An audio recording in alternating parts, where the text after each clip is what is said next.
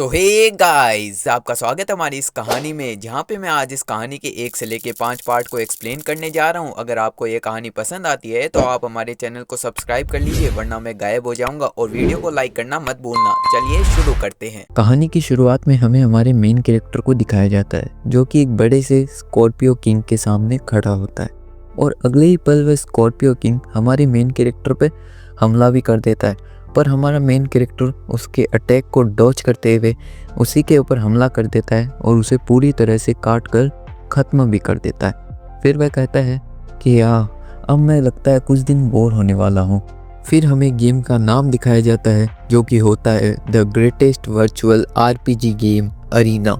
और हमारा main character इस गेम में वर्ल्ड वाइड रैंकिंग नंबर 1 पे है, और उसका टोटल कैरेक्टर लेवल भी नंबर 1 पे है, और उसकी कोलोसियम रैंकिंग भी नंबर 1 है। और फिर हमें हमारे मेन कैरेक्टर को दिखाया जाता है, जिसका कि गेम में नेम होता है मिली गॉड। और वह कहता है लगता है अब टाइम आ गया है जब मुझे ये गेम छोड़कर अपनी रियल लाइफ पे भी फोकस करना चाहिए। और उस दिन वह डिसाइड करता है कि वह गेम से पूरी तरह से रिसाइन मार देगा। और फिर हमें हमारे मेन कैरेक्टर के दोस्त को दिखाया जाता है, जिसका कि नाम योंगचा होता है। वह कहता है क्या तूने अपना अरीना अकाउंट डिलीट मार दिया? तो हमारा मेन कैरेक्टर, जिसका कि नाम कैंग हेवॉन है, हम इसे कहानी में कैंग बोलने वाले हैं, वह कहता है कि हाँ, इसमें इतना चौंकने की क्या बात है, मैं हमेशा के लिए गेम तो नहीं खेल सकता ना, मुझे अपनी रियल लाइफ पे भी फोकस करना होगा। तब योंगचा कहता है कि गेम का नंबर 1 प्लेयर जब अपने सारे आइटम्स को बेचकर इस तरह से गेम से गायब हो जाएगा तब मैं सरप्राइज नहीं होऊंगा। फिर कैंग कहता है मैंने ये डिसीजन इसीलिए लिया क्योंकि मैं अपनी ज़िंदगी में एक भी रिग्रेट नहीं रखना चाहता। गेम्स में मज़े के लिए खेलता हूँ, पैसे कमाने के लिए नहीं। तभी योंगचा कहता है तो अब तुम क्या करने वाले हो? और कैंग जाते हुए कहता है पहले तो मैं कुछ दिन मिलिट्री में सर्व करूँगा, उसके बाद अपने पापा का बिजनेस संभालूंगा। और योंगचा अपने मन में कहता है कि मैं क्यों इस अमीरजादे की चिंता कर रहा हूँ। और मैं सभी को बता दूं कि साउथ कोरिया में सभी आदमियों को एक बार मिलिट्री में सर्व करना ही पड़ता है, ये बहुत ही ज़रूरी है। और यह सब बातें कैंग अपने मन में सोच रहा होता है, जो कि अब बीत चुका है। और हमें बताया जाता है कि एक बार किसी महान आदमी ने कहा था कि ज़िंदगी में कुछ भी हो सकता है। और फिर हमें 2 साल बाद का सीन दिखाया जाता है, जहाँ पर एक आदमी कैंग से कुछ मांग रहा होता है और कैंग उसे पूछ रहा होता है क्या ये? और वह कहता है नहीं ये नहीं, वह दूसरा। और कैंग अपने मन में सोच रहा होता है कि ये नशेड़ी मुझे एकदम गोबलिन की तरह दिख रहा है। और कहता है मैं इस कन्वीनियंस स्टोर में पार्ट टाइम जॉब करता हूँ $8.90 पर आवर के लिए, और कौन सोच सकता है इतने बड़े अमीरजादे का लड़का इतना नीचे गिर सकता है। यह सब तब हुआ जब मैं अपनी मिलिट्री की नौकरी पूरी करके आया और मुझे पता चला कि हमारी कंपनी पूरी तरीके से बैंकरप्ट हो चुकी है, और मेरे पापा जो कि हमारी फैमिली के हेड हैं वो भी बीमार हो चुके हैं बहुत ही बुरी तरीके से, जिस कारण वह बेड पर ही है और रेस्ट कर रहे हैं। और इतना सब होने के कारण हमारी फैमिली पे भी बहुत सारा कर्जा हो चुका है, जिस कारण अब मेरे पास कोई भी रास्ता नहीं बचा है मेरी फैमिली को सपोर्ट करने के अलावा। मेरा हमेशा का खाना भी कन्वीनियंस स्टोर में पड़ा एक्सपायरी फूड ही होता है, जिस कारण मैं कुछ पैसे बचाकर अपने पापा के हॉस्पिटल्स के बिल को भरता हूँ और अपने परिवार के रहने के खर्चे को उठाता हूँ। फिर हमें दिखाया जाता है कि कैंग के पास एक मैसेज आता है, जो कि और किसी का नहीं बल्कि योंगचैन का होता है, जो कि कह रहा होता है कि कैंग मुझे रिप्लाई दो, मुझे पता है तुम किसी मुसीबत में हो। आखिरकार दोस्त किस काम का आते हैं, एक दूसरे की मदद करने के लिए तो होते हैं, मुझे रिप्लाई दो प्लीज़। जिसे पढ़कर कैंग कहता है योंगचैन ने तो अभी भी हार नहीं मानी है, इसके लिए मैं उसका दिल से शुक्रगुजार हूँ। फिर वह अपने मन में कहता है हमारी फैमिली के बैंकरप्ट होने के बाद मैंने योंगचैन के साथ सारे कॉन्टैक्ट तोड़ दिए थे, क्योंकि मुझे ऐसा लग रहा था क्योंकि अगर मैं इससे बात करूँगा तो मुझे और ही पैथेटिक फील होगा। फिर हमें योंगचैन के किए हुए मैसेज दिखाए जाते हैं, जहाँ पे योंगचैन कह रहा था तुम वापस मेरे मैसेज को केवल पढ़ के छोड़ रहे हो, मैंने तो तुम्हें मैसेज इसीलिए किया था क्योंकि मुझे किसी ने बताया कि तुम पास ही के एक कन्वीनियंस स्टोर में क्लर्क की नौकरी कर रहे हो। फिर योंगचैन एक और मैसेज करता है जिसमें वह लिखता है क्या हो अगर तुम अरीना में वापस आ जाओ, जिसे पढ़कर कैंग सोचने लगता है। फिर योंगचैन और भी मैसेज करता है जिसमें वह लिखता है कि अरीना आजकल बहुत ही प्रॉफिटेबल हो गया है, जिससे तुम एक रैंकर या एक प्रो प्लेयर बन के बहुत ही पैसे बना सकते हो। मैं तो तुम्हें बस याद दिलाना चाहता था क्योंकि तुम पहले एक बार रैंकर रह चुके हो, वो भी नंबर 1। और हमारा मेन कैरेक्टर कैंग अरीना के बारे में ही सोचने लगता है और वह सोचने लगता है कि क्या मैं पहले जैसा बन सकता हूँ, क्या मैं अरीना से सच में पैसा कमा सकता हूँ। और अगर ये सच है तो इतने में ही हमारा सीन कट हो जाता है और हमें एक मॉल का सीन दिखाया जाता है जहाँ कैंग एक मशीन के सामने खड़ा होता है जिसमें हम अरीना गेम खेल सकते हैं, जिसे देखकर कैंग कहता है कि मुझे नहीं पता था ये इतनी महंगी होती है, पहले तो मैं इसे ऐसे ही खरीद लेता था, ये तो मेरे 3 महीने की सैलरी से भी ज़्यादा महंगी है। फिर कैंग अपने वॉलेट में झांकते हुए कहता है कि यार मैंने क्यों अपना गेम डिलीट मारा, अब मुझे लगता है कि मैं सबसे बड़ा पागल था। तभी वहाँ एक लड़का किसी लड़की के साथ आता है और कहता है ओह ये तो तुम हो कैंग। फिर कैंग उसकी तरफ मुड़कर कहता है मैं तुम्हें नहीं जानता हूँ।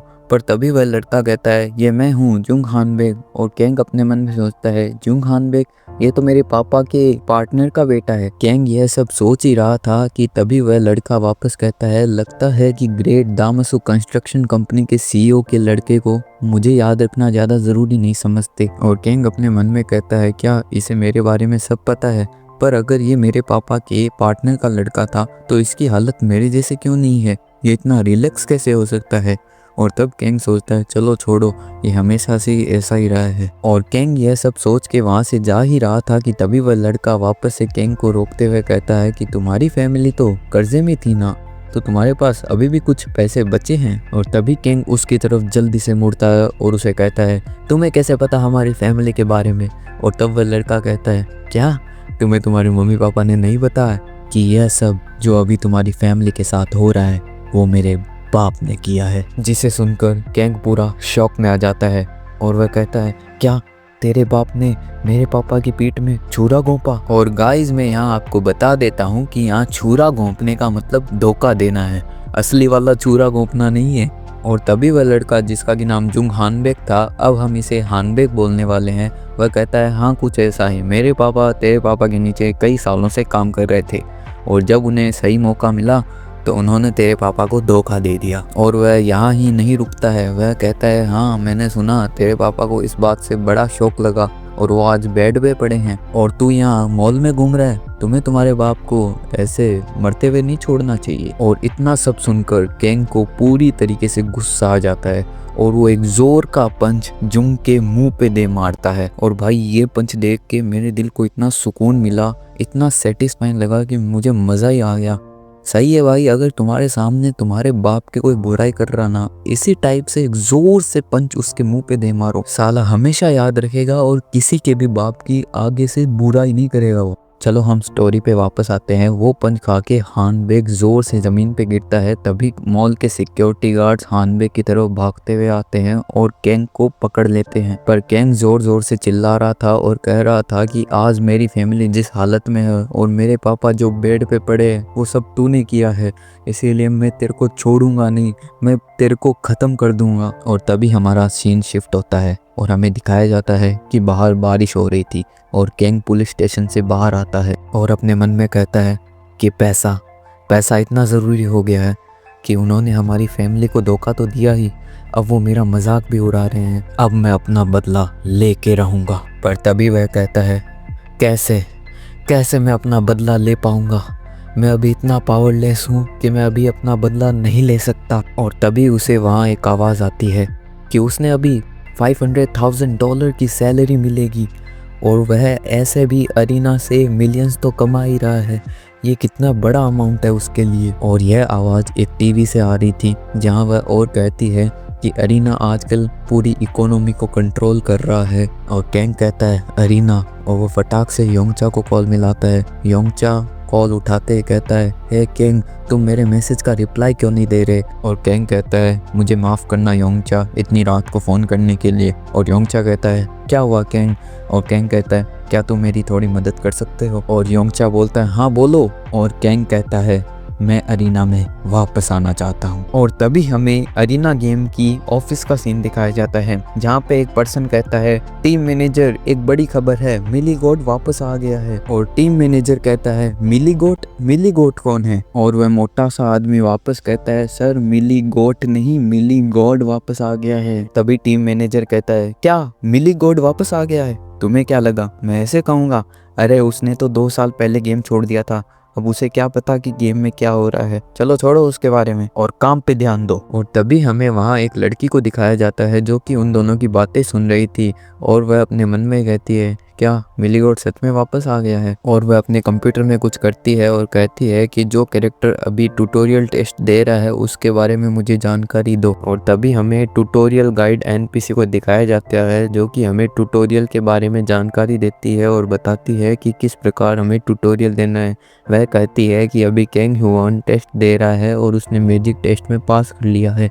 और वह कहती है कि बस इतना ही नहीं, उसने मैजिक टेस्ट में रिकॉर्ड बना दिया है जो आज तक किसी ने नहीं बनाया है। और तभी हमें कैंग को दिखाया जाता है जो कि कहता है चलो जल्दी से अगला टेस्ट लगाओ। तो कहानी की शुरुआत में हमें कैंग और योंगचा को दिखाया जाता है जहाँ पे योंगचा कैंग को एक मशीन दिखा रहा था और कह रहा था कि तुम इसका इस्तेमाल कर सकते हो गेम खेलने के लिए। और कैंग कहता है मुझे माफ़ करना योंगचा, मैं तुम्हारा ये उधार कभी नहीं चुका पाऊंगा। तभी ये सुनकर योंगचा उसके एक जोर से मारता है और कहता है आगे से ऐसी बात की ना तो मैं और जोर से तुझे मारूंगा। आखिरकार हम दोस्त है और दोस्ती में उधार क्या होता है। और फिर हमें प्रेजेंट का सीन दिखाया जाता है जहाँ पे किंग एक तलवार उठा लेता है और अपने पीछे खड़ी लड़की को कहता है चलो अब जल्दी शुरू करो। और फिर वह लड़की कहती है ठीक है, अब तुम्हें तुम्हारे लेवल के अनुसार लेवल 10 के मॉन्स्टर से लड़ना पड़ेगा। जिसे सुनकर कैंग अपने मन में सोच रहा था मुझे बहुत टाइम हो गया है अरीना में इस तरह लड़े हुए। और फिर हमें दिखाया जाता है कि कैंग के सामने एक मॉन्स्टर खड़ा होता है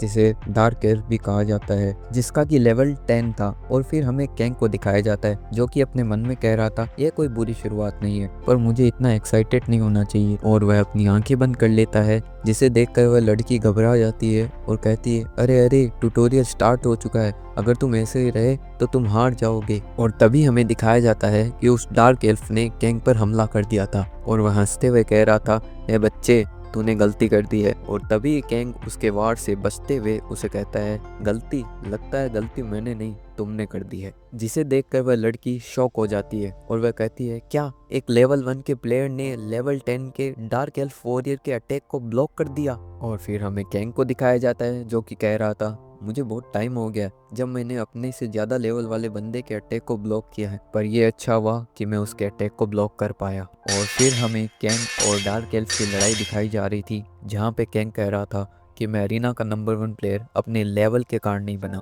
मैं अरीना का नंबर 1 प्लेयर अपनी कंट्रोलिंग स्किल्स के कारण बना क्योंकि मेरे जैसा कंट्रोलिंग स्किल्स किसी के पास भी नहीं थी। फिर हमें उस डार्क एल्फ को दिखाया जाता है जो कि कह रहा था कि मैं इस बच्चे से बहुत ही ताकतवर और तेज हूँ, फिर भी मैं इसके ऊपर एक भी हमला नहीं कर पा रहा हूँ, पर यह तो मुझसे कमज़ोर है, फिर भी ये मेरे ऊपर अटैक कैसे कर पा रहा है और ये मेरी स्पीड को कैसे मैच कर पा रहा है। और फिर हमें सब कुछ दिखाया जाता है जो कि कैंग के साथ पास्ट में हुआ था जहाँ पे योंगचा ने उसे रहने के लिए जगह दी थी और कहा था कि आखिरकार दोस्त मुश्किल के समय में तो काम आते हैं। और कैंग कहता है कि मैं जो मेरे माता पिता के साथ धोखा हुआ है मैं उसका बदला लेके रहूँगा। और इस तरह वह यह सब चीज़ें कहते हुए डार्क एल्फ को अपने एक लास्ट अटैक में ख़त्म कर देता है। और वह लास्ट में यह भी कहता है कि मैं अरीना का नंबर 1 प्लेयर इतनी स्पीड से बनूंगा कि किसी ने सोची भी ना होगी। और हमारा सीन शिफ्ट होता है और हमें अरीना गेम की ऑफिस का सीन दिखाया जाता है जहाँ पे वह लड़की यह सब देखकर अपनी सीट से खड़ी हो जाती है और कहती है कि एक लेवल 1 के बंदे ने एक लेवल 10 के डार्क एल्फ को इतनी आसानी से हरा दिया, ये तो मैंने जैसा सोचा था उससे भी बेहतर है। और वह लड़की आगे कहती है लगता है मिलीगोड तुमने अभी तक अपनी स्किल्स को खोया नहीं है। और फिर हमें कैंग के पीछे उस लड़की को दिखाया जाता है जो कि कहती है कॉन्ग्रेचुलेशंस, तुमने ट्रायल को पूरा खत्म कर दिया। और फिर हमारा सीन शिफ्ट होता है और हमें गेम के अंदर का सीन दिखाया जाता है जहाँ पे कैंग को एक बूढ़ा आदमी मिलता है जो कि उससे कहता है कि लगता है तुम यहाँ नए हो, मेरा नाम डेल है, मैं इस एसलैन विलेज का चीफ हूँ। और वो कैंग को एक बॉक्स देते हुए कहता है मुझे तुमसे मिलके अच्छा लगा, ये तुम्हारे टेस्ट का रिवॉर्ड है। और फिर हमें दिखाया जाता है कि उस बॉक्स में एक रिंग थी जो जाइंट स्पिरिट को कंट्रोल करती है, जिसे देखकर कैंग शॉक हो जाता है और वह कहता है क्या एक यूनिक आइटम, ये तो मुझे 10th लेवल पे मिलना चाहिए था, इससे तो मेरी शुरुआत और भी बढ़िया हो जाएगी। और फिर हमें दिखाया जाता है कि कैंग के पास एक मैसेज आता है जो कि और किसी ने योंगचा ने किया होता है, जो कि उससे पूछ रहा था क्या हुआ, तुम्हारा ट्यूटोरियल कंप्लीट हुआ,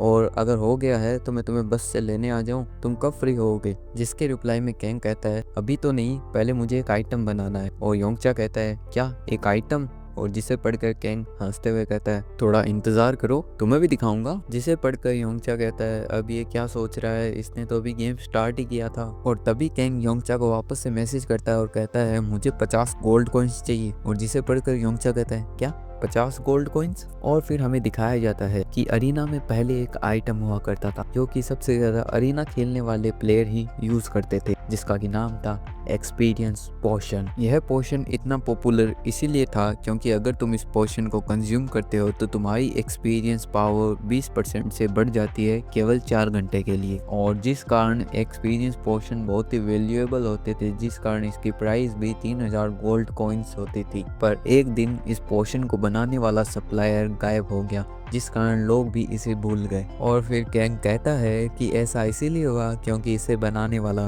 मैं ही था और किसी को भी नहीं पता इसे कैसे बनाया जाता है। और अगर इसे मैं ऑक्शन में भी बेचूं तो मैं जितना चाहे उतना पैसा मांग सकता हूँ। और फिर हमें सारे इंग्रेडिएंट्स दिखाए जाते हैं जो कि उस पोशन को बनाने के लिए चाहिए। पर कैंग कहता है लगता है मेरे पास एक इंग्रेडिएंट नहीं है और उसे ढूंढने के लिए मुझे डंजन में जाना ही पड़ेगा। और फिर हमारा सीन शिफ्ट होता है और हमें दिखाया जाता है कि कैंग एक डंजन के सामने खड़ा था जहाँ पर उसे जाने नहीं दिया जाता, जहाँ पर एक लड़का उसे कह रहा था तुम्हारे जैसा पागल नया लड़का इस डंजन में नहीं जा सकता है क्योंकि ये डंजन हमारे ब्लैक स्कल गिल्ड की है। जिसे सुनकर कैंग पूरी तरीके से गुस्से में आ रहा था और वह कह रहा था कि यही डंजन है जहाँ पे मुझे वो फाइनल इंग्रेडिएंट मिलेगा। और कैंग कहता है कि जब तक मैं तुमसे अच्छे से बात कर रहा हूँ तब तक तुम यहाँ से हट जाओ। पर वह लड़का नहीं हटते हुए कैंग से कहता है कि लगता है तुम्हें हमारे बारे में पता नहीं है, पहले हमारे बारे में पता करके आओ। पर कैंग उसे एक तरफ करते हुए अंदर जाने लगता है। पर तभी वह लड़का कैंग की गर्दन पे तलवार रखते हुए कहता है कि ए नए लड़के,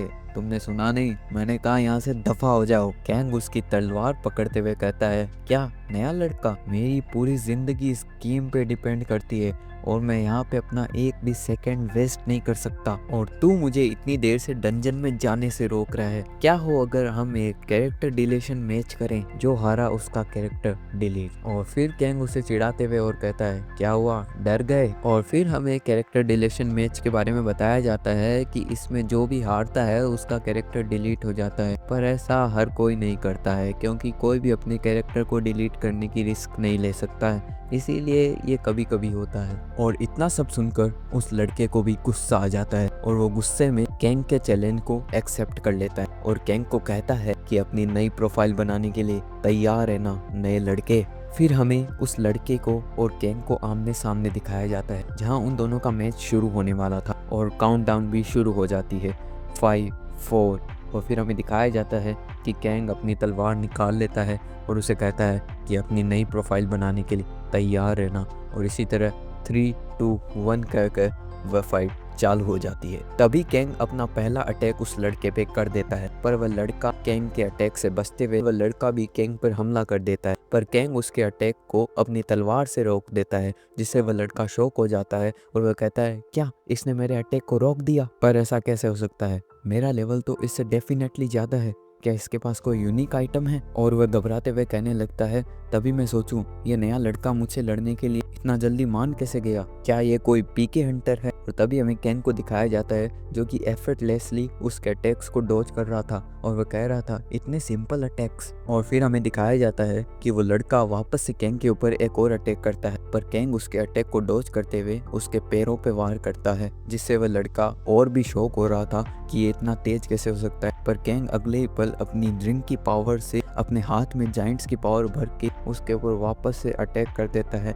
और इतना सब होने के कारण वो पागल सा हो गया था और कैंग पे एक हमला करने ही वाला था, पर वह जब कैंग को देखता है तो उसे डर लगने लगता है और वह कहने लगता है कि यह है कौन। और तभी कैंग उसकी तरफ तलवार लेके बढ़ने लगता है और उसे कहता है कि तुम्हें फाइट के बीच में अपना ऐसे ध्यान नहीं भटकाना चाहिए। और वो बंदा सोचने लगता है कि मुझे इसके अटैक को ब्लॉक करना पड़ेगा, पर वो उसके अटैक को ब्लॉक नहीं कर पाता और कैंग उसके गले को काट देता है। और फिर हमें दिखाया जाता है कि उस लड़के के हारने के बाद कैंग के सामने एक नोटिफिकेशन आता है कि तुमने मैच को जीत लिया है और तुम्हारे जो रिवॉर्ड्स है वो तुम्हें ट्रांसफ़र कर दिए जाएंगे। पर कैंग को इस चीज़ से इतना कुछ फ़र्क पड़ता नहीं है वो कहता है कि चलो एक्सपीरियंस पोशन बनाने के लिए जो फाइनल इंग्रेडिएंट है उसकी तलाश करते हैं। और फिर हमारा सीन शिफ्ट होता है और हमें एसलैंड वर्कशॉप का सीन दिखाया जाता है। और मैं तुम्हें बता दूं कि ये गेम में एक जगह होती है जहाँ पे तुम कोई भी चीज़ क्राफ्ट कर सकते हो। और ये जो कैप्सूल्स पड़े हैं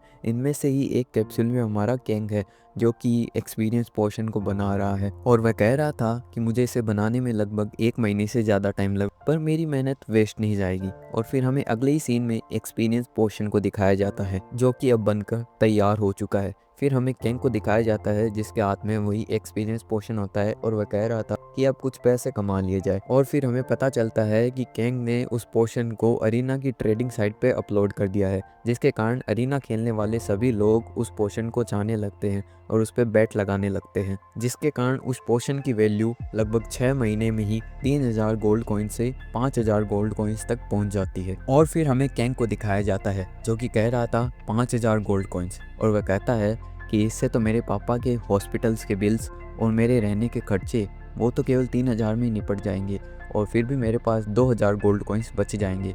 और वह कहता है कि एक गोल्ड कॉइन लगभग $1 के बराबर होता है, और ये सब पार्ट टाइम जॉब करने से तो बढ़िया ही है। और फिर हमें दिखाया जाता है कि कैंग सोच रहा था कि अगर मुझे स्ट्रीमर या प्रो गेमर बनना है तो मुझे अपना लेवल बढ़ाना होगा और अपनी कॉम्बैट पावर भी बढ़ानी होगी। पर अगर मुझे अपना लेवल और कॉम्बैट पावर बढ़ानी है तो मुझे हंटिंग करनी होगी, और हंटिंग करने के लिए पहले मुझे कुछ इक्विपमेंट्स खरीदने पड़ेंगे। और अभी मेरे पास सारे खर्चे हटाकर 2000 गोल्ड कॉइन्स बच चुके हैं, तो क्यों ना मैं इससे कोई बढ़िया इक्विपमेंट खरीद लूँ। और फिर हमें दिखाया जाता है कि कैंग एक लेदर कोट और एक लेदर पैंट और एक लॉन्ग स्वॉर्ड 3 चीज़ें खरीदता है। और फिर हमें वापस उसी बूढ़े आदमी को दिखाया जाता है जो कि कैंग को देखकर कह रहा था कि तुम तो बहुत ही बदल गए, क्या तुमने कोई कल्ट ज्वाइन कर ली है? पर कैंग कहता है नहीं, और सभी लड़कियां और सभी आदमी कैंग को ही देखे जा रहे थे क्योंकि वो इन कपड़ों में अलग ही चमक रहा था। और वो बूढ़ा आदमी भी कैंग को देखकर शॉक हो रहा था, पर कैंग उसे कहता है कि मुझे एक क्वेस्ट दो। और फिर अगले ही सीन में हमें बहुत सारे भेड़ियों को दिखाया जाता है जो कि अगले ही पल कैंग पर अटैक भी कर देते हैं,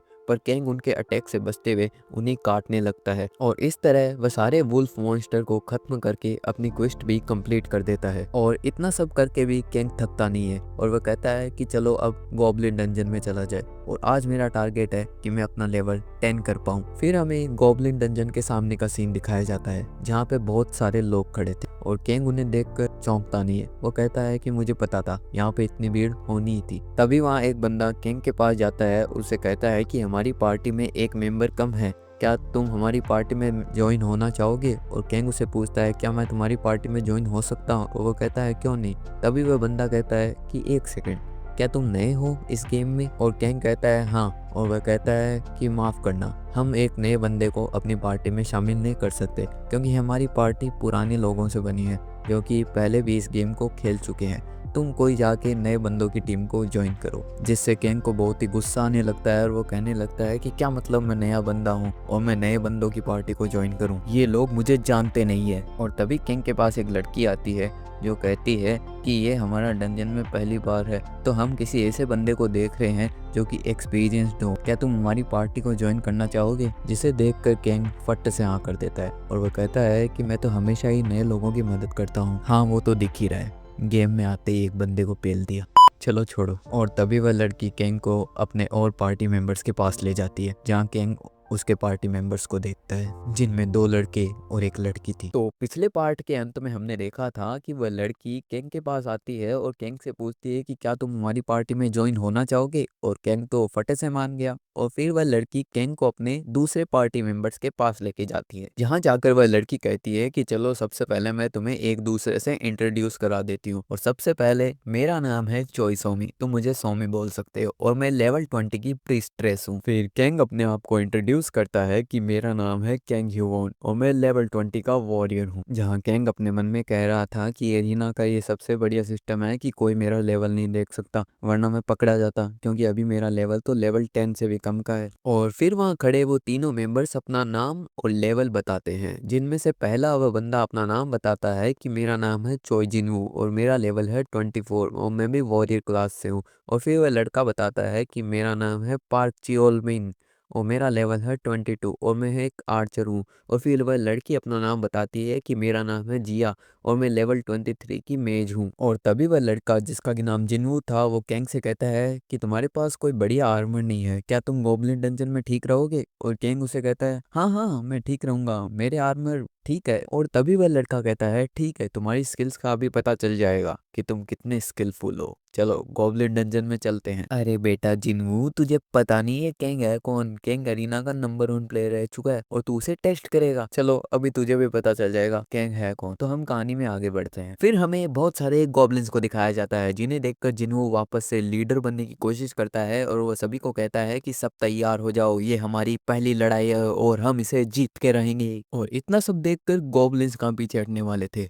वो भी उनके ऊपर अटैक कर देते, अपने मुंह से सुइयां फेंकने लगते हैं। और ये देखकर अपना जिनू आगे आ जाता है शील्ड लेकर और उन्हें प्रोटेक्ट कर लेता है। तभी पीछे से वो लड़का और लड़की मैजिक एरो शूट भी कर देते हैं जिससे कई गॉब्लिन्स मारे जाते हैं। और हमें दिखाया जाता है कैंग को जो कि गॉब्लिन्स पे ध्यान दिए बिना ही उन्हें काट रहा है, जैसे कि गॉब्लिन्स उसके लिए गाजर मूली है। और कैंग उन सभी को लड़ते हुए देख कर कह रहा था ये पहले इतनी चिंता क्यों कर रहे थे, इनका टीम वर्क तो बहुत बढ़िया है। और फिर हमें दिखाया जाता है कि उन्होंने लगभग सारे गॉब्लिन्स को खत्म कर दिया होता है और जिनू कहता है कि हम लगभग 1 घंटे से हंटिंग कर रहे हैं। और फिर वह लड़की जो कि मेज थी वो कैंग को कहती है कि तुम तो बहुत ही बढ़िया लड़ते हो। और वो लड़का जो कि आर्चर था वो कैंग से कहता है कि तुम्हारी तलवारबाजी तो बहुत ही बढ़िया है, तुम्हारी तलवार तो एकदम शू शू शू शू ऐसे चल रही थी, क्या तुम कोई आइटम यूज करते हो? और कैंग कहता है नहीं, मेरी तलवारबाजी तो ऐसी ही है। और फिर हमें उसी लड़की को दिखाया जाता है जिसने कैंग को अपनी पार्टी में शामिल किया था, जिसका कि नाम सोमी है। वो जिनू से कहती है कि क्या हम थोड़ा रेस्ट ले सकते हैं? और जिनू कहता है कि हाँ थोड़ी देर रेस्ट कर सकते हैं क्योंकि आगे हमें बॉस को भी हराना है, क्योंकि हॉग गॉब्लिन्स बहुत ताकतवर होते हैं, अगर हम प्लान के अनुसार चले तो हम उसे हरा सकते हैं, नहीं तो हम उससे हार जाएंगे। जिसे सुनकर कैंग कहता है एक हॉग गॉब्लिन, क्या तुम में से कभी किसी ने बॉस को हराया है? और जिनू कहता है कि हाँ मैंने एक बार बॉस को हराया है। और कैंग कहता है कि हाँ एक 20 लेवल तक वाले बंदों के लिए हॉग गॉब्लिन को हराना थोड़ा मुश्किल हो सकता है और मैंने भी कई सालों से बॉस लेवल मॉन्स्टर से फाइट नहीं की है, तो अब देखा जाएगा कि हमारे साथ क्या होगा। फिर हमें जिन्वू को दिखाया जाता है जो कि सोमी से कह रहा था कि तुम हमें बफ देने में कोई कमी मत रखना। और फिर वह उस मेज को कहता है कि तुम अपने माना को संभाल के इस्तेमाल करना, नहीं तो तुम्हारा माना जल्दी खत्म हो जाएगा और टाइम आने पर तुम हमारी मदद नहीं कर पाओगी। और फिर वह उस लड़के से कहता है जो कि आर्चर था कि तुम अपने तीर ध्यान से चलाना, हमारे ऊपर ही हमला मत कर देना। और वह कहता है कि हाँ मैं ध्यान रखूंगा। जिसे सुनकर किंग सदमे में आ जाता है। वह कहता है क्या मुझे मॉन्स्टर के अलावा इसका भी ध्यान रखना पड़ेगा, कहीं ये मेरे ऊपर तीर नहीं चला दे?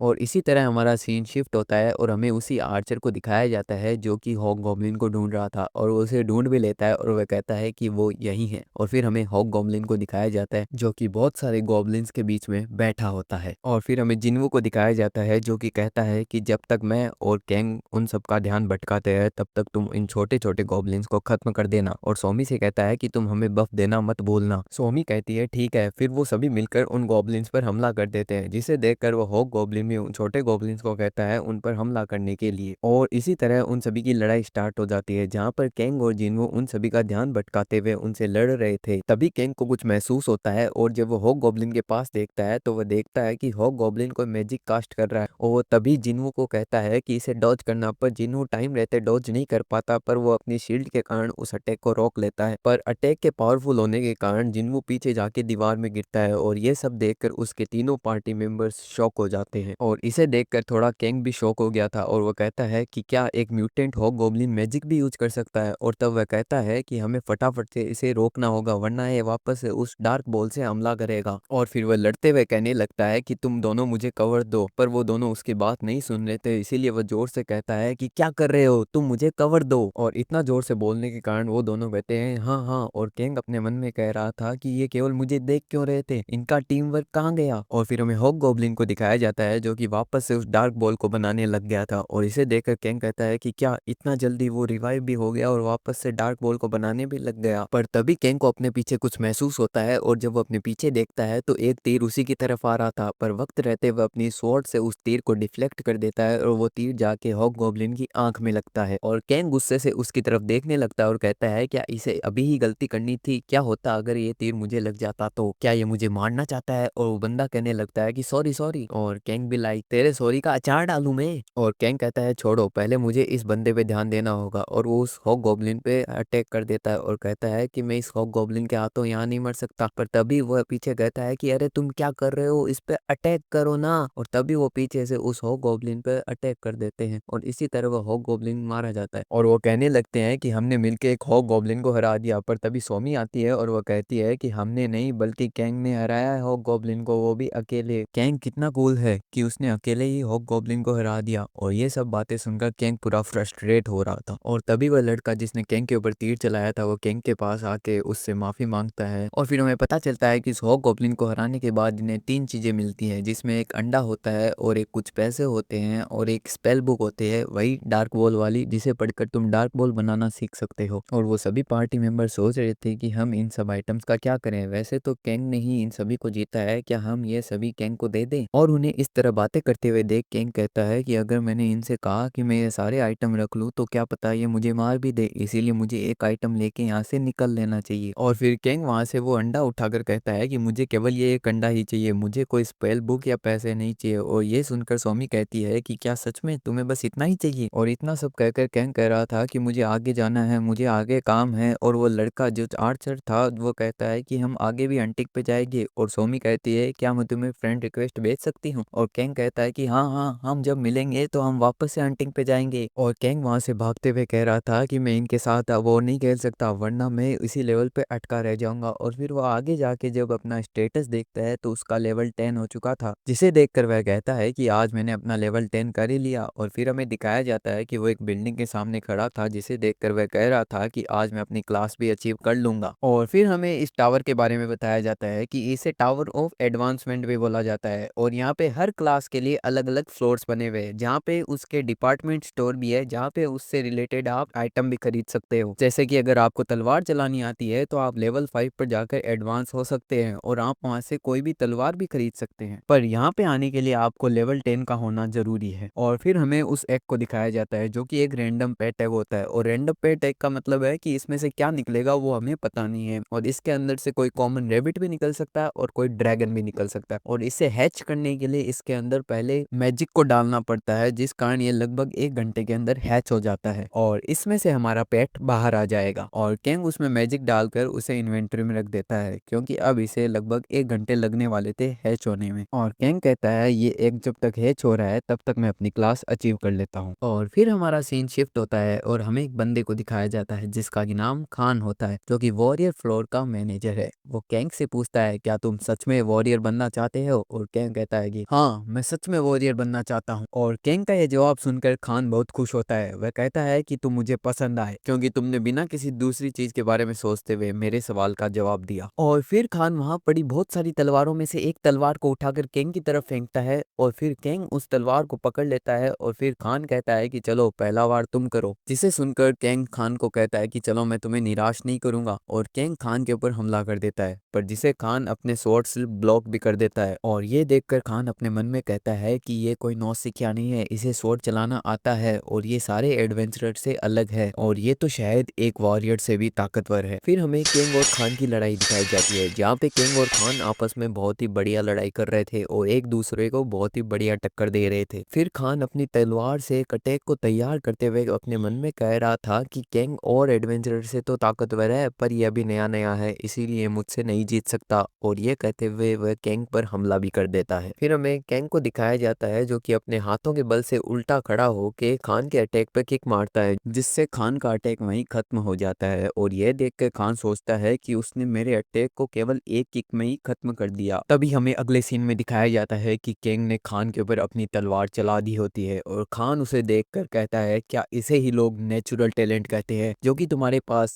अपने जन्म से ही खून में होता है। और अगले ही पल खान कहता है बस बहुत हुआ, तुमने ये टेस्ट पास कर लिया है। और हमें दिखाया जाता है कि किंग ने अपनी तलवार खान के गले के पास लाकर रोक दी है। और किंग कहता है क्या यार, अभी तो मेरा वार्म अप ही नहीं हुआ था। और फिर हमें खान को दिखाया जाता है जो कि किंग से कहता है तुम बहुत ही बढ़िया लड़ते हो, इसीलिए मैं तुम्हें वॉरियर के रूप में स्वीकार करता हूँ। और खान के बस इतना कहते ही उसे वॉरियर क्लास मिल जाती है, जिसके कारण उसकी स्ट्रेंथ भी इंक्रीज हो जाती है और उसे एक टाइटल भी मिलता है वॉरियर एक्नॉलेज्ड बाय खान। और उसे कई नई स्किल्स भी मिलती है जैसे कि वेपन मास्टरी, बैश, स्ट्राइक, जिसे देखकर किंग कहता है ये स्किल्स इतनी बुरी भी नहीं है और ऊपर से मुझे एक टाइटल भी मिल गया, तो यहाँ आना मेरे लिए कोई घाटे का सौदा नहीं था। तभी अगले ही सीन में खान कैंग की तरफ कुछ फेंकता है जिसे कैंग पकड़ लेता है और फिर हमें दिखाया जाता है कि वह चीज एक सिक्का होता है। और खान आगे कहता है कि जब तुम थोड़े और ताकतवर हो जाओ तो इस सिक्के के मालिक को ढूंढना। और तभी कैंग के सामने एक क्वेस्ट आ जाती है कि इस सिक्के के मालिक किंग ऑफ कियोन लेब्रोन से जाकर मिलो। और इस क्वेस्ट की रैंक एफ और इसका रिवॉर्ड लेब्रोन की एक स्किल होती है। फिर हमें कैंग को दिखाया जाता है जो कि कहता है लेब्रोन वो तो अपने एम्पायर का सबसे स्ट्रॉन्ग नाइट है जो कि एक बड़ी आर्मी को भी लीड करता है इस गेम में, और इस क्वेस्ट का रिवॉर्ड तो एम्पायर के सबसे स्ट्रॉन्ग नाइट की एक स्किल है। और ये सोचकर ही किंग बहुत खुश होने लगता है, जिसे देखकर खान सोचने लगता है क्या मैंने कोई गलती तो नहीं कर दी इसे वो सिक्का देकर। और फिर किंग कहता है चलो मैंने यहाँ पर बहुत टाइम वेस्ट कर लिया, अब मुझे यहाँ से जाना चाहिए। और वो खान को वहां से गुड बाय कहकर टावर से बाहर आ जाता है। टावर से बाहर आने के बाद किंग कहता है मैंने तो बिल्कुल भी नहीं सोचा था कि मुझे कोई हिडन क्वेस्ट मिल जाएगी, क्या मैंने कोई स्पेशल काम कर दिया। पर क्योंकि इस क्वेस्ट की रैंक एफ है तो इसीलिए मुझे जल्दी से लेवल 50 तक पहुंचना होगा। और तभी किंग के पास एक नोटिफिकेशन आती है कि उसके पास जो अंडा है वो 1 मिनट के बाद हैच होने वाला है, जिसे देखकर किंग बहुत खुश होने लगता है और वह कहता है कि आज तो मैं बहुत लकी हूँ, क्या हो अगर इस अंडे में से कोई यूनिक जानवर बाहर आ जाए जैसे कि कोई ड्रैगन। और तभी वह अंडा धीरे धीरे टूटने लगता है, जिसे देखकर किंग कहने लगता है एक ड्रैगन प्लीज एक ड्रैगन। पर अगले ही सीन में उस अंडे में से एक छोटा बालू निकलता है जो कहता है कि गलत जवाब, सही जवाब है एक क्यूट लिटिल बियर। जिसे देखकर किंग शॉक हो जाता है और वह बालू कहता है क्या हुआ, मेरी क्यूटनेस देख के तुम्हारा तो मुंह ही बंद हो गया। और तभी किंग जोर से चिल्लाता है और कहता है क्या एक बोलने वाला जानवर। और वह भालू कहता है क्यों जानवर बोलते नहीं क्या। उस भालू को देखकर किंग सोचने लगता है एक बोलने वाला जानवर जिसके बारे में मैंने केवल सुना ही था, ये जानवर यूनिक तो होते ही होंगे, अगर ये यूनिक नहीं तो रेयर तो होते ही होंगे, अब मैं इससे बहुत ज्यादा पैसा कमा सकता हूँ। किंग इतना सब कह ही रहा था कि वह भालू किंग के कंधों पर चढ़कर उसके बालों को खींचने लगता है और वह कहता है कि चलो इंसान आज से तुम मेरे गुलाम हो, चलो आगे बढ़ो। और यह देखकर किंग को अपने मन में बहुत गुस्सा आने लगता है और वह कहता है कि मुझे नहीं पता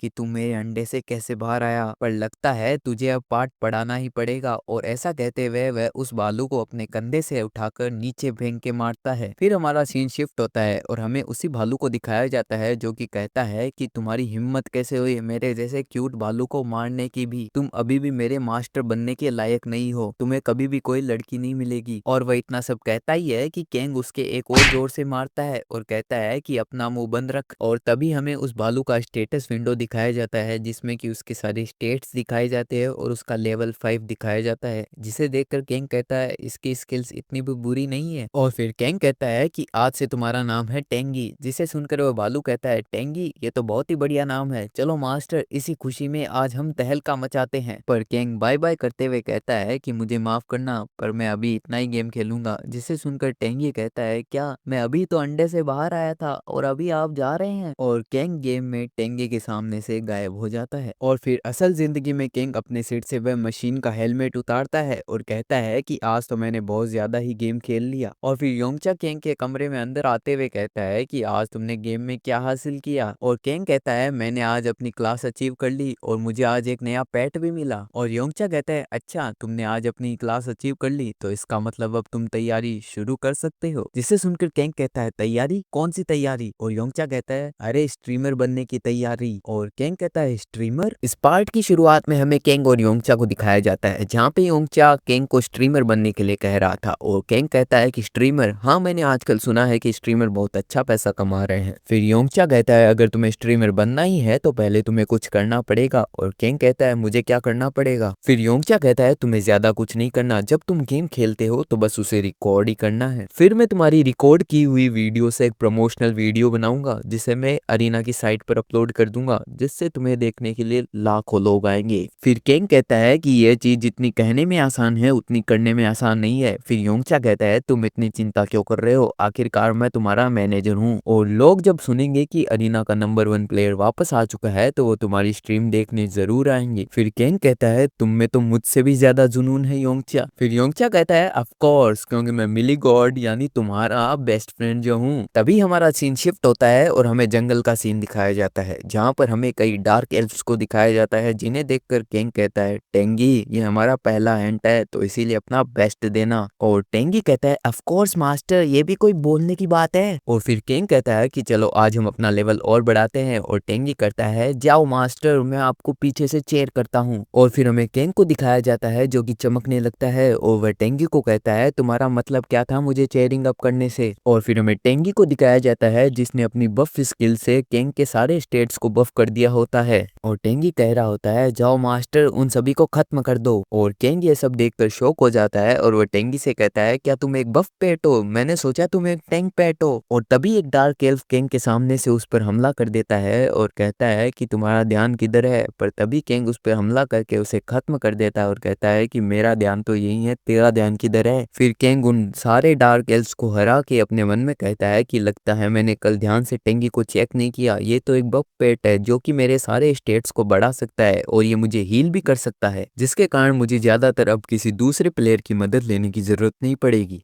तभी हमें दिखाया जाता है कि कोई एक बंदा पेड़ के पीछे छुपकर किंग को देख रहा होता है। और फिर हमें पता चलता है कि वो एक बंदा नहीं बल्कि वो 4 लोग होते हैं और हमें उनकी बातें सुनाई जाती है, जिनमें पहला बंदा कहता है, विंड आर्मर, मोल प्लेट्स, ये पक्का कोई रिच बंदा है। और उनमें से दूसरा बंदा कहता है कि आज हमें क्या करना है फिर। और वो पहला बंदा वापस से कहता है कि चलो इसके साथ पार्टी बनाते हैं। और फिर तीसरा बंदा कहता है कि हाउ अमेजिंग प्लान, पहले तो हम उसके साथ अच्छा बर्ताव करेंगे, फिर जब हमें मौका मिलेगा तो हम उसे खत्म कर देंगे। फिर उनके साथ जो वो लड़की थी वह कहती है, क्या हुआ अगर ये बंदा स्ट्रॉन्ग निकला तो। जिसे सुनकर वो तीनों बंदे उसकी तरफ मुंह बनाकर देखने लगते हैं और वो लड़की कहती है, मैंने तो ऐसा इसीलिए बोला क्योंकि मुझे लगता है इसे लड़ना आता है। जिसे सुनकर वह पहला बंदा कहता है, क्या फर्क पड़ता है अगर उसे लड़ना आता है तो। इस जंगल में केवल लेवल 20 के लोग ही शिकार करने के लिए आते हैं, ऐसा कोई रास्ता नहीं है कि वो हम चारों को हरा सके, क्योंकि हमारा लेवल तो लेवल 40 के पास है। और फिर वह तीनों लोग मिलकर उस लड़की को समझाने लगते हैं, जिसमें पहला बंदा कहता है कि वो अकेला है और हम 4 लोग हैं। फिर दूसरा बंदा कहता है कि ऐसा तो है नहीं कि हम ये पहली बार या दूसरी बार कर रहे हैं। और तीसरा बंदा कहता है कि तुम फालतू में इतनी फिक्र कर रही हो। फिर वह लड़की उन तीनों से माफी मांगती है और फिर हमें दिखाया जाता है कि वो चारों लोग अब पूरी तरीके से तैयार हो चुके होते हैं। और उनका पहला बंदा जो कि उनकी टीम का लीडर है वह कहता है कि ठीक है, आज का शिकार है हमारा ये लड़का। और फिर हमें दिखाया जाता है कि किंग ने सारे डार्क एल्फ्स को हरा दिया होता है। फिर हमें किंग को दिखाया जाता है जो कि कहता है कि मैंने एक वीडियो रिकॉर्ड तो कर लिया, पर मुझे नहीं लगता कि डार्क एल्फ को हराना कोई अच्छा कंटेंट बन पाएगा। और टेंगी किंग को देखकर कहता है, अबे साले मास्टर, तू तो बड़ा होशियार है यार। और फिर किंग टेंगी के गाल खींचने लगता है और कहता है कि मैंने तुझे केवल पीछे चेयर करने के लिए नहीं रखा है। और ये अबे साले मास्टर क्या होता है, केवल मास्टर बोल। जिसे सुनकर टेंगी कहने लगता है कि अबे साले मास्टर, मुझे छोड़ दे, मैंने तुझे पीछे से बफ तो दिया था यार। और फिर किंग टेंगी से कहने लगता है, तुझे क्या लगता है फाइट केवल बफ से जीती जा सकती है? तेरे पास इतने अच्छे कॉन्स्टिट्यूशन पॉइंट थे, फिर भी तू उन्हें डिस्ट्रैक्ट नहीं कर रहा था मेरे लिए। और फिर हमें दिखाया जाता है कि वो चारों बंदे किंग के पास आते हैं, जिनमें वह पहला बंदा किंग से कहता है, क्या तुम अकेले ही हंट कर रहे हो? क्यों ना तुम हमारी पार्टी में शामिल हो जाओ, जिससे हम दोनों का फायदा होगा। और किंग कहता है पार्टी, और टेंगी सोचने लगता है ये क्या होता है। और वह पहला बंदा कहने लगता है कि मुझे तो बहुत खुशी हुई कि कोई हमारी तरह इस ब्लैक फॉरेस्ट में हंटिंग कर रहा है। और फिर किंग उन चारों को देखकर अपने मन में सोचने लगता है कि 2 वॉरियर, एक आर्चर और एक प्रीस्ट्रेस, इनकी पार्टी तो ऐसे स्टेबल है, ये मुझे क्यों अपनी पार्टी में शामिल करना चाहते हैं? मैं तो कोई मजिशियन भी नहीं हूँ। इनके पास जो भी आर्मर है वो लगभग लेवल 20 के है, पर उस बंदे के पास जो स्वॉर्ड है वो तो लेवल 40 या उससे ऊपर की है। ये अपना लेवल मुझसे क्यों छुपा रहे हैं? कहीं ये पीके हंटर्स तो नहीं? फिर हमें बताया जाता है कि पीके हंटर्स ये वो हंटर्स होते हैं जो कि दूसरे प्लेयर्स को मारकर उनका आइटम और आर्मर चोरी कर लेते हैं। और फिर किंग अपने मन में सोचने लगता है, क्या हो अगर ये असली में पीके हंटर्स हो, तब तो ये मेरे लिए बहुत ही बढ़िया मौका है। और फिर किंग बोला बनते हुए ने कहता है, क्या तुम मुझे सच में अपनी पार्टी में ज्वाइन कराना चाहते हो? इससे तो मेरा बहुत फायदा होगा, थैंक यू थैंक यू। और फिर वो बंदा कहता है कि इसका मतलब तुम हमारी पार्टी में ज्वाइन हो रहे हो। और दूसरी तरफ वह अपने मन में कह रहा था कि हमने एक और पागल आदमी को अपने शिकार में फंसा लिया। और फिर वो बंदा अपने आप को इंट्रोड्यूस करते हुए कहता है कि मेरा नाम है रेन और मैं इनकी पार्टी का लीडर हूँ, और इन दोनों का नाम है केल एंड क्राउडफोर्ड, और ये लड़की ये हमारी क्रू की प्रीस्ट्रेस है जिसका नाम है बेसिल। और फिर किंग अपने आप को इंट्रोड्यूस करते हुए कहता है कि मेरा नाम है यंगचांग, और फिर टेंगी पीछे से कहता है कि मेरा नाम है टेंगी, और फिर केंग अपने मन में कह रहा था कि मुझे बहुत वियर्ड लग रहा है इन्हें अपना असली नाम बताते हुए। और फिर हमारा सीन शिफ्ट होता है और हमें जंगल का सीन दिखाया जाता है जहाँ पे किंग दो डार्क एल्फ के साथ फाइट कर रहा होता है, और डार्क एल्फ को भी किंग के साथ फाइट करने में बहुत परेशानी हो रही होती है क्योंकि किंग बार बार उनके ऊपर अटैक करके उस दूसरे बंदे के पीछे जाके छुप जा रहा होता है। और तभी किंग वापस से डार्क एल्फ के ऊपर अटैक कर देता है, और अटैक करने के बाद वो वापस से उस दूसरे बंदे के पीछे जाके छुप जाता है, जिससे वो बंदा और डार्क एल्फ दोनों को गुस्सा आ रहा था। और हम देख ही सकते हैं कि डार्क एल्फ को कितना गुस्सा आ रहा है, पर वहीं दूसरी तरफ किंग को तो बड़ा ही मजा आ रहा था। और फिर हमारा सीन शिफ्ट होता है और हमें 1 घंटे बाद का सीन दिखाया जाता है, और फिर हमें उस बंदे को दिखाया जाता है जिसके पीछे किंग बार बार जाकर छुप रहा था। वो बहुत ही ज्यादा गुस्से में आ गया होता है और वह कह रहा होता है कि ये किस टाइप का पागल बंदा है, ये बार बार मॉन्स्टर्स के ऊपर अटैक करके आके मेरे पीछे छुप जाता है, क्या ये मेरा यूज नहीं कर रहा केवल। और इतना ही नहीं, जब मैं उसके ऊपर गलती से अटैक करने की कोशिश करता हूँ वो लकीली उसे डॉच भी कर लेता है, ये लड़का तो मुझे पागल करके ही मार देगा। और फिर उनकी पार्टी का लीडर उससे कहता है अरे शांत हो जाओ, हमारा गोल हंटिंग करना नहीं है बल्कि उस लड़के को खत्म करना है। तभी वह दूसरा बंदा कहता है कि फिर हमें और कितनी देर इंतजार करना पड़ेगा। और तभी वह तीसरा बंदा कहता है कि हाँ, अगर हमने ज्यादा इंतजार किया तो क्या पता वो हमारे हाथों से भाग जाए। और तभी उनका लीडर कहता है कि हाँ, मैंने भी उसे अब जल्द ही खत्म करने का प्लान बना लिया है। और फिर हमें दिखाया जाता है कि टेंगी पेड़ के पीछे छुपकर उन सभी की बातें सुन रहा होता है, जहाँ पे वो कह रहे होते हैं कि जब हम बॉस से लड़ रहे होंगे तब हम उसके ऊपर हमला कर देंगे और कह देंगे कि ये तो हमने गलती से कर दिया। और फिर उसके साथ ही उससे कहते हैं कि ये तो बहुत बढ़िया प्लान है रेन। और फिर हमें केंग को दिखाया जाता है जिसे टेंगी ने सारी बातें बता दी होती है, और केंग कहता है कि अच्छा, जब मैं बॉस से लड़ रहा हूँ तब वो मेरे पीछे से हमला करके मुझे खत्म कर देंगे। और टेंगी कहता है कि हाँ मास्टर, यही बात है। और केंग कहता है कि अच्छा, तब तो वो सच में पीके हंटर्स ही है, और मैंने उनके साथ हंटिंग करके अपना लेवल तो बहुत बड़ा ही लिया है, इसीलिए अब मेरा काम तो हो चुका है, इसका मतलब मैं उन्हें पहले अब खत्म कर सकता हूँ। और फिर हमें केंग को दिखाया जाता है जिसके एक्सप्रेशन बहुत ही इविल होते हैं, और वह कहता है कि वीडियो का टाइटल होगा पीके प्लेयर गेट्स कर्मा।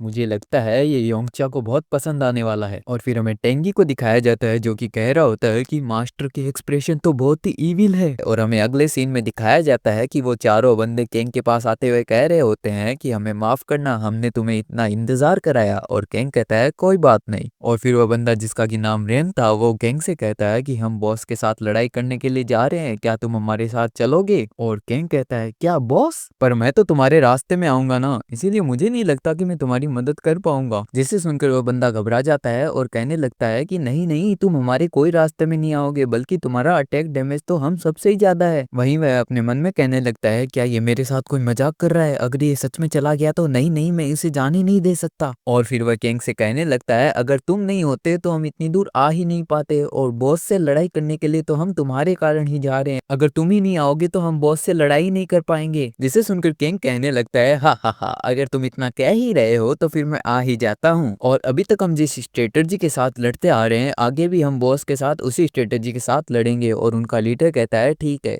और हमें उसके पार्टी मेंबर्स के उतरे चेहरों को दिखाया जाता है। भाई ये पूरे किंग से परेशान हो चुके हैं, ये किंग से अब छुटकारा चाहते हैं। और तभी हमारा सीन शिफ्ट हो जाता है और हमें जंगल का सीन दिखाया जाता है जहाँ पे उन्होंने सारे डार्क एल्व्स को हरा दिया होता है, पर वो अभी डार्क एल्व्स बॉस के साथ लड़ रहे होते हैं। और फिर हमें उन दो बंदों को दिखाया जाता है जो कि डार्क एल्व बॉस के साथ लड़ रहे थे, जिसमें उन्हें बहुत ही परेशानी का सामना करना भी पड़ रहा था। पर तभी वह डार्क एल्व मॉन्स्टर उस 2 नंबर वाले बंदे के जोर से पेट में किक मारता है, जिससे वह दूर जाके गिरता है। फिर वह डार्क एल्व बॉस कहता है कि तुम तो मेरी एक ही किक में गिर गए, अगर तुम ब्लैक फॉरेस्ट में आ रहे हो अपनी ताकत को चेक करने के लिए तो तुम्हें थोड़ा और ताकतवर होके आना चाहिए था, क्योंकि मुझे नहीं लगता कि तुम ताकतवर हो। और तभी हमें उस 2 नंबर वाले बंदे को दिखाया जाता है जो कि कह रहा होता है कि मुझे पता है मेरे सारे इक्विपमेंट्स लो लेवल के हैं, पर ये तलवार तो लेवल 40 है, उससे ऊपर की है, ये उसके ऊपर असर क्यों नहीं कर रही है। वहीं वह 2 और 3 नंबर अपने मन में सोचने लगते हैं कि वह हमें इशारा कब देने वाला है। फिर हमें थोड़ी देर पहले का सीन दिखाया जाता है जहाँ पे उसके लीडर ने उनसे कहा था कि जब किंग डार्क एल्व बॉस पे कोई हमला करेगा तभी हम उसके ऊपर हमला कर देंगे, पहले तो मैं उसके ऊपर पैरालिसिस इफेक्ट वाला तीर चला दूंगा जिसके कारण वो पैरालाइज हो जाएगा और कुछ भी नहीं कर पाएगा, फिर तुम्हें बेसिल बफ दे देगी और उसके बाद तुम इसे आसानी से खत्म कर देना। जिसे सुनकर वह 2 नंबर वाला बंदा कहने लगता है क्या तुम उसे इतनी आसान मौत दे रहे हो, और उनका लीडर कहता है तो तुम्हें क्या करना है। फिर हमें उसका एविल फेस दिखाया जाता है जहाँ पे वह कहता है कि पहले तो तुम उसे पैरालाइज कर देना, फिर मैं उसके साथ थोड़ा खेलना चाहता हूँ। तभी हमारे हमारा सीन शिफ्ट हो जाता है और हमें अभी का सीन दिखाया जाता है जहाँ पे किंग उस डार्क एल्फ मॉन्स्टर पर हमला करने जा रहा होता है, जिसे देखकर उनका लीडर कहता है कि चलो शुरू करते हैं। जिसे सुनकर वह लड़की जिसका कि नाम बैसिल था वह कहती है ठीक है, फिर वह अपने साथियों को बफ दे देती है और यह देखकर उसके साथी भी समझ जाते हैं कि अब टाइम आ चुका है। फिर हमें उनके लीडर रेन को दिखाया जाता है जो कि एक आर्चर होता है और वो किंग के ऊपर निशाना लगाने की कोशिश में होता है, पर तभी टेंगी उसके पीछे आ जाता है और फिर अगले ही पल उसके कंधे पर चढ़कर उसके ऊपर गुदगुदी करने लगता है, जिसके कारण वह ढंग से निशाना लगाए बिना ही तीर को छोड़ देता है। और फिर हमें दिखाया जाता है कि वो दूसरा बंदा किंग के पीछे आ चुका होता है और वो कह रहा होता है कि किंग का भी गार्ड डाउन है, अब मैं इसे बहुत तड़पा तड़पा के मारूंगा। पर तभी उसके पिछवाड़े में एक तीर आके लगता है। तभी उनका लीडर कहता है अरे ये मेरी गलती नहीं थी, इस पागल भालू ने मेरा ध्यान भटका दिया। और तभी टेंगी कहता है कि मैं पागल भालू नहीं हूँ, मैं टेंगी हूँ। और तभी वह बंदा जिसके पिछवाड़े में तीर लगा था वह नीचे गिर जाता है और किंग कहता है मुझे माफ करना, टेंगी कभी कभी ज्यादा शरारतें करता है, इसीलिए मैं आगे से ध्यान रखूंगा। और यह सब देखकर वह तीसरा बंदा कहने लगता है अरे यहाँ चल क्या रहा है। और तभी उसके पीछे डार्क एल्फ बॉस आ जाता है, जिसे देखकर उसका लीडर कहने लगता है पर अब बहुत देर हो चुकी होती है और डार्क एल्फ बॉस ने उस बंदे को गर्दन से पकड़कर उठा दिया होता है। और डार्क एल्फ बॉस कहने लगता है कि तुझ जैसे कमजोर आदमी ने मेरे साथ लड़ाई करते हुए अपना ध्यान भटकाने की कोशिश भी कैसे की। पर तभी किंग डार्क एल्फ बॉस की तरफ बढ़ने लगता है और धीरे धीरे बढ़ते हुए वह तलवार उस बंदे के पेट में ही घुसा देता है। और यह देखकर वह बंदा कहता है मगर क्यों?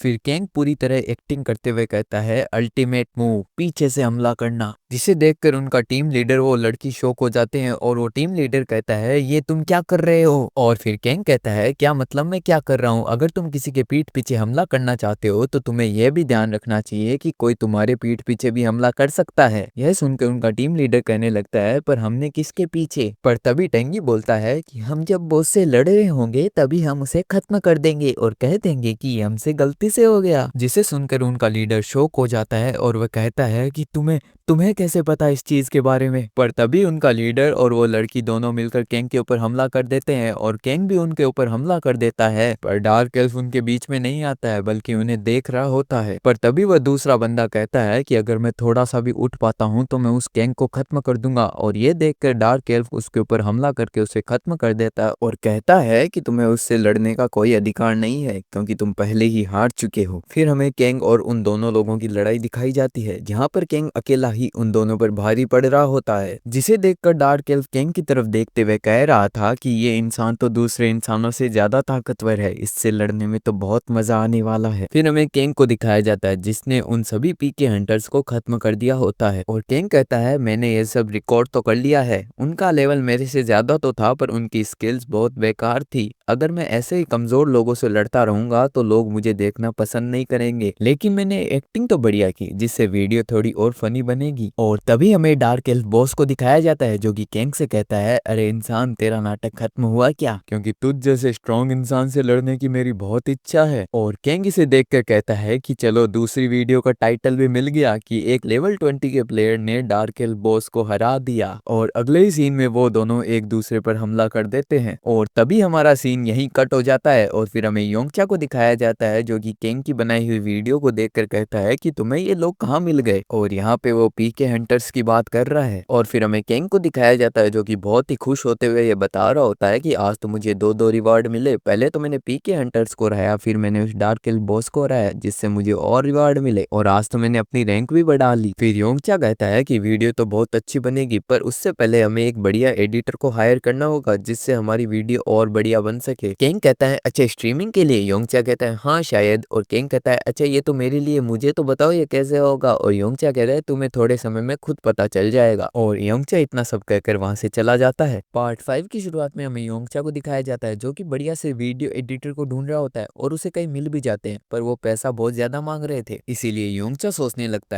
है मुझे अपना बजट बढ़ाना ही पड़ेगा क्योंकि किंग ने तो अच्छे से वीडियो रिकॉर्ड कर ली है, बस अब हमें एक अच्छा सा एडिटर चाहिए। तभी उसे एक एलिस मूवीज नाम की प्रोफाइल मिल जाती है जिसे देखकर वह कहता है बस मिल ये हमारा वीडियो एडिटर। और योंगचा उसे जल्दी से मैसेज भी कर देता है और फिर हमें एलिस के बारे में बताया जाता है। एलिस एक ऐसा वीडियो एडिटर है जो कि अरीना गेम की वीडियोस बनाने के लिए बहुत ही फेमस जाना जाता है, क्योंकि वो वीडियो को बहुत ही बारीकी से देखकर उसके अंदर एडिटिंग और सॉन्ग को जोड़ता है और वो थंबनेल्स भी इतने बढ़िया बनाता है कि लोग उसकी बनाई वीडियो के ऊपर टच किए बिना रह ही नहीं पाते। और एलिस उसका निकनेम है जो कि अरीना बनाने वाले लोगों ने ही उसे दिया है। और तभी हमें एक बंदे को दिखाया जाता है जो कि कंप्यूटर पे बैठा काम कर रहा होता है और कह रहा होता है कि ये भी खराब है, ये भी खराब है, उनके पास पैसा है इसीलिए वो मुझसे कुछ भी थोड़ी बनवा लेंगे। तुम्हारी वीडियोस का कंटेंट इतना खराब है और तुम मुझसे उसको एडिट करवाना चाहते हो। और ऐसा कहकर वो उन सभी को डिलीट मार रहा होता है। और फिर हमें योंगचा का मैसेज दिखाई देता है जहाँ पे उसने वीडियो एडिटिंग के लिए पूछा होता है और वो बंदा कहता है कि ये तो वही आदमी है जिसे माइकल ने मुझसे मिलवाया था। और तभी वह योंगचा की भेजी हुई वीडियो को ओपन करता है और उसे देखकर वह पूरी तरीके से शॉक हो जाता है और कहने लगता है कि यह बंदा तो वही है जो कि मिली गोड की वीडियोस अपलोड किया करता था। और ये पीके हंटिंग की स्टोरी ये तो बहुत ही लाजवाब है। और इतना ही नहीं, लास्ट में तो इसने डार्क एल्फ चीफ को भी हराया है। और हमें बताया जाता है कि ये बंदा और कोई नहीं बल्कि खुद एलिस होता है। भाई इसे देख के मैं शॉक हो गया, ये नाम लड़की का यूज कर रहा हो, निकला लड़का बोलो।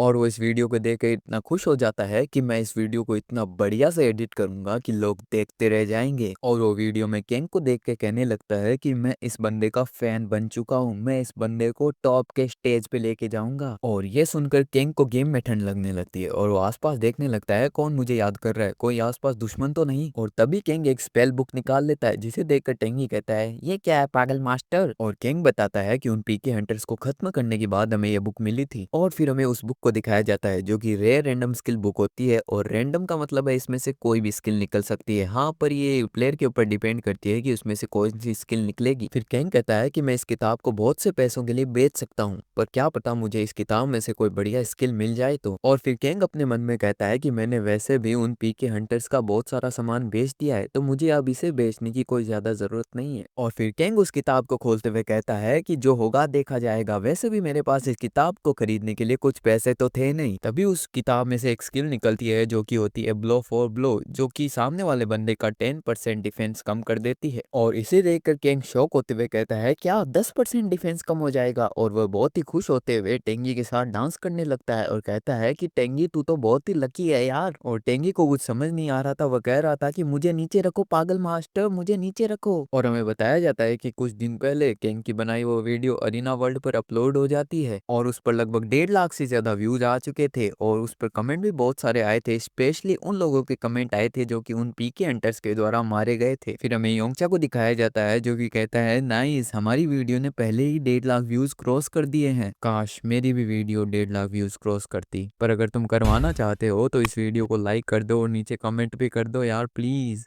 फिर योंगचा को दिखाया जाता है जो कि कहता है कि मुझे पता था एलिस मूवीज बहुत ही बढ़िया वीडियो एडिटर है और उसने हमसे पैसे भी कम चार्ज किए, लगता है उसे भी केंग की वीडियो बहुत पसंद आई। फिर हमें एक बड़ी सी बिल्डिंग का सीन दिखाया जाता है जिसके अंदर हमें एक आदमी को दिखाया जाता है जो कि नाइक मैनेजमेंट कंपनी का बिजनेस टीम मैनेजर होता है और उसका नाम होता है केल, जो कि केंग की वीडियो देख रहा होता है और कहता है कि पीके हंटर्स को हंट करने के ऊपर वीडियो, ये तो बहुत ही मजेदार है। पर तभी वह देखता है कि वीडियो अभी भी खत्म नहीं हुई होती है और वीडियो में आगे हमें केंग और डार्क एल्फ बॉस की फाइट दिखाई जाती है जहाँ पे डार्क एल्फ बॉस केंग के ऊपर हमला करता है और केंग उसे डॉच कर लेता है। फिर अगले ही सीन में केंग डार्क एल्फ बॉस के किक मारता है जिससे डार्क एल्फ बॉस थोड़ा पीछे हो जाता है, पर वह वापस खड़ा होकर केंग के ऊपर हमला कर देता है जिसे केंग आसानी से डॉच करने लगता है। फिर केंग की बारी आती है और वो अपने हमले से डार्क एल्फ बॉस को खत्म कर देता है, जिसे देखकर केल कहता है कि एक लेवल 20 का बंदा इतनी आसानी से डार्क एल्फ बॉस के साथ लड़ाई कर पा रहा है और उसे खत्म भी कर पा रहा है, इसका तो इसके गेम पर बहुत ही बढ़िया कंट्रोल है। मैं ऐसे प्लेयर को अपने हाथों से जान ही नहीं दे सकता क्योंकि ये बंदा तो एक स्टार बनने के लायक है। मुझे इसे नाइक कंपनी के लिए साइन करवाना होगा वरना इसे कोई और ले जाएगा, तो इसके लिए सबसे पहले मुझे चैनल एग्रोन के साथ कांटेक्ट करना पड़ेगा। फिर हमारा सीन यही कट हो जाता है और हमें ब्लैक फॉरेस्ट के नॉर्दर्न साइड का सीन दिखाया जाता है जहाँ पर हमें कई ऑर्क मॉन्स्टर को दिखाया जाता है जिनके सामने किंग बढ़ रहा होता है और वह टेंगी से कहता है कि टेंगी मुझे बफ दो और टेंगी कहता है ये लो मास्टर। फिर किंग उन ऑर्क्स के ऊपर हमला करते हुए कहने लगता है कि मैं इस बार पहले से जल्दी जल्दी लेवल डेवलप करूंगा, क्योंकि पहले तो मैंने मिली गॉड के तौर पर इस गेम को पहली बार खेला था, जिस कारण मुझे इस गेम के आइटम्स के बारे में नॉलेज नहीं थी, पर इस बार मुझे सब पता है। फिर हमें दिखाया जाता है कि किंग ने सारे ऑक्स को खत्म कर दिया होता है और किंग कहता है कि इन ऑक्स को तो हराना बहुत ही आसान था, और तभी टेंगी कहता है कि मास्टर मुझे लगता है मैं भी स्ट्रांग हो गया हूँ। फिर हमें किंग और टेंगी दोनों का स्टेटस विंडो दिखाया जाता है, जहाँ पे किंग का तो लेवल 24 हो चुका होता है और टेंगी का लेवल 15 हो चुका होता है, जिसे देखकर किंग शॉक हो जाता है और कहता है तुम्हारा लेवल 15 हो चुका है। फिर किंग अपने मन में सोचने लगता है कि मैंने इस गेम में जितने भी पेट्स देखे हैं उनके स्टेट्स और लेवल अलग अलग रूप से इंक्रीज होते हैं। जैसे कि कोई पेट अनकॉमन है तो उसका लेवल 3 या 5 बढ़ सकता है, और अगर कोई रेयर पेट है तो उसके लेवल 6 और 7 से बढ़ सकते हैं, और अगर कोई यूनिक पेट है तो उसका लेवल 8 और 10 से बढ़ सकता है। और देखा जाए तो टेंगी का लेवल भी बहुत जल्दी जल्दी बढ़ रहा है, तो इसका मतलब टेंगी एक यूनिक पेट है। तभी टेंगी किंग के कंधों पर चढ़ जाता है और कहने लगता है कि अरे मास्टर मैं थक गया हूँ, इसीलिए प्लीज मुझे उठा कर चलो, जिसे देखकर किंग कहता है कि लगता है तुम्हें कुछ मैनर सिखाने पड़ेंगे।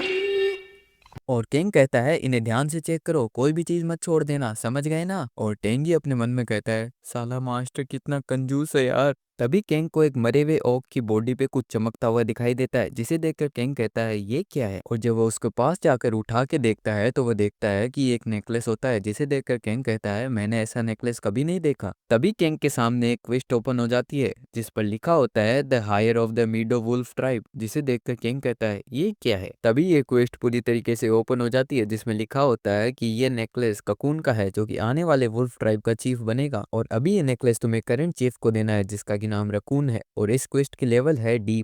और किंग इसे पढ़कर कहता है कि इसका क्या मतलब है कि मुझे एक बॉस मॉन्स्टर स्वीकार करना चाहता है। और टेंगी पीछे से कह रहा होता है अरे बेवकूफ मास्टर मुझे भी देखना है। फिर किंग टेंगी की बात पर ध्यान नहीं देते हुए कहने लगता है कि चैंपियन डेकन इसे हराना तो बहुत ही मुश्किल है, और ये चीफ रकून ये तो शायद कोई NPC है। और किंग उस नेकलेस को इन्वेंट्री में डालते हुए कहने लगता है इस क्वेस्ट की रैंक D+ है, जिस कारण मुझे लेवल 30 का होना होगा, और उसके लिए मुझे अभी भी अपने 4 लेवल और बढ़ाने होंगे। फिर किंग कहता है कि मैंने तय कर लिया है, जिसे देखकर टेंगी सोचने लगता है क्या तय कर लिया है। फिर किंग कहता है कि मुझे थोड़ी और मेहनत करनी पड़ेगी, और टेंगी चलो हम थोड़ी हंटिंग पे चलते हैं, और ऐसा कहते हुए वो टेंगी को उठाकर वहां से ले जाता है। और टेंगी कहने लगता है अरे एविल मास्टर मुझे थोड़ा रेस्ट तो करने दो। फिर हमें किंग को दिखाया जाता है जिसने वहां पे 2-3 ऑक्स को मार रखा होता है, और वो चिल्ला रहा होता है कि इतनी देर से हंटिंग करने के बाद भी मेरा केवल एक ही लेवल बढ़ा है, और मैं अकेला कर ही क्या सकता हूँ। ये सुनकर टेंगी को गुस्सा आ जाता है और वह कहता है अकेला, तू अकेला, इतनी देर से मैं तुझे पीछे से बफ दे रहा हूँ, अब साले तू कह रहा है कि तू अकेला है। पर किंग वापस से टेंगी पर ध्यान नहीं देते हुए कहने लगता है कि जब मैं पार्टी के साथ खेलता हूँ तब मेरा लेवल जल्दी जल्दी बढ़ता है, तो इसके लिए मुझे कोई ऐसे आदमी को ढूंढना होगा जिसमें विश्वास कर सकूं। और टेंगी पीछे से कहने लगता है अरे बेवकूफ मास्टर तू मुझे सुन भी रहा है क्या। पर तभी किंग को कोई आवाज सुनाई देती है, और जब वो पीछे मुड़ के ध्यान से सुनता है तो उसे ऐसे लगता है जैसे कोई बॉम्ब की आवाज है, पर वो कहता है नहीं नहीं ये तो किसी की मैजिक स्पेल की आवाज है। फिर हमें एक बंदे को दिखाया जाता है जो कि एक ऑर्क पर मैजिक एरो शूट कर रहा होता है, पर उससे उसे कुछ नहीं होता। फिर अगले ही वार में वो फायर बॉल उस पर शूट करके उसे खत्म कर देता है। फिर हमें उस बंदे को दिखाया जाता है जो कि मेज होता है, और उसका नाम होता है मैसन। वह कहता है ये मेरा 10वां ऑर्क था। फिर मैसन नीचे थक कर बैठ जाता है और कहने लगता है कि मेरा माना तो बहुत ही जल्द खत्म हो गया, और अब मेरे पास तो माना पोशंस भी नहीं बचे हैं जिस कारण मैं अपना माना और बढ़ा सकूं, तो लगता है कि मैं आज इतनी हंटिंग कर पाऊंगा। पर तभी किंग और टेंगी उसके पीछे आ जाते हैं, और किंग उसे कहता है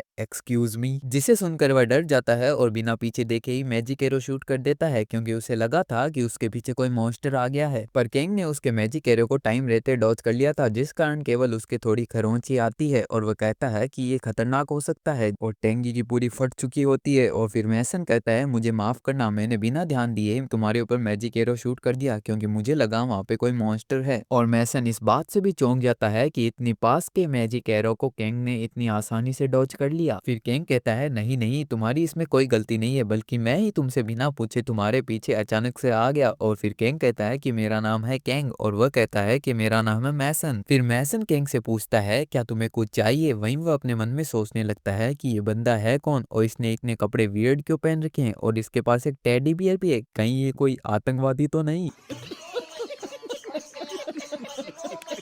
और वहीं कैंग अपने मन में सोच रहा होता है कि इसकी मैजिक पावर कास्ट करने की स्पीड तो बहुत ही बढ़िया है। फिर कैंग उसे कहता है कि लगता है तुम अकेले ही हंटिंग कर रहे हो, और क्या हो कि अगर हम दोनों पार्टी बना ले और साथ में हंटिंग करें तो। जिसे सुनकर वह बंदा कहता है पार्टी, और कैंग कहता है हाँ, और मैं स्ट्रांग भी हूँ। जिसे सुनकर मैसन अपने मन में सोचने लगता है कि मैंने ऐसे किसी पीके हंटर के बारे में नहीं सुना जो कि इतने वियर्ड कपड़े पहनता है, और जिस हिसाब से इसने मेरे अटैक को डॉज किया तो ये कोई नॉर्मल प्लेयर तो है नहीं। तो क्या मैं इसके साथ पार्टी बनाऊं या नहीं? वैसे अकेले हंटिंग करना बहुत ही हार्ड होता है, इसीलिए लगता है ये मेरे लिए बहुत ही अच्छा मौका है। और ऐसा सोचते हुए वह कैंग को कह देता है कि ठीक है चलो पार्टी बनाते हैं। जिसे सुनकर कैंग भी खुश हो जाता है और वो दोनों हाथ मिला लेते हैं। और इसी के साथ हमारा ये पार्ट यही खत्म होता है। अगले पार्ट में हम देखेंगे कैंग और मैसन ने किस टाइप से हंटिंग की। और हमारे साथ बने रहने के लिए इस चैनल को सब्सक्राइब कर लीजिए, वीडियो को लाइक कर लीजिए एंड बेल आइकन को प्रेस करना मत भूलना, ताकि तुम्हें हर नई वीडियो के बारे में पहले पता चल सके। और हाँ, पार्ट 6 कमेंट करना मत भूलना। अगर तुम पार्ट 6 कमेंट करते हो तो वो पार्ट जल्दी आ जाएगा।